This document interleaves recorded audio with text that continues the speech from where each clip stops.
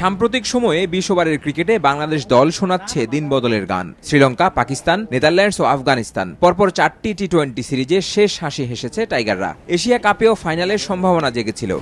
গ্যালারিতে বল পাঠানোর মন্ত্র ভালোই রপ্ত করেছেন ব্যাটাররা। চট্টগ্রামের সাগরিকায় বীরশ্রেষ্ঠ মতিউর রহমান ক্রিকেট স্টেডিয়ামেও অনুশীলনে দেখা গেল সোহান ও জাকের আলীর big heating.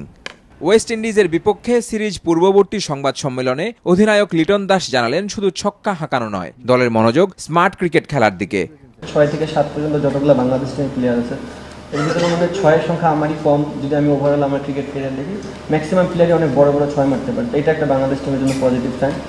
But at the same time আপনি ক্রিকেট শুধু ৬-এর উপর দিয়ে গেলে হবে না, আপনাকে স্মার্ট ক্রিকেট খেলতে হবে। যদি প্রয়োজন পড়ে ৬ মারবে, আদারওয়াইজ সিঙ্গেল ডাবলে যেতে হবে। সংবাদ সম্মেলনের পরই দুপুরের কড়া রোদে অনুশীলন সারে বাংলাদেশ।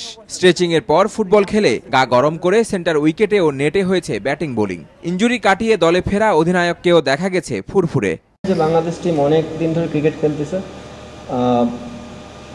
এখন যেসব প্লেয়াররা খেলতেছে তাদের দেওয়া উচিত। অবভিয়াসলি টি-20টা ডে বাই ডে ইমপ্রুভ করতেছে, যদিও বা আমাদের হিস্ট্রি খুব ভালো ছিল না, সেখান থেকে মোটামুটি অনেকখানি আগানোর চেষ্টা করতেছি আমরা।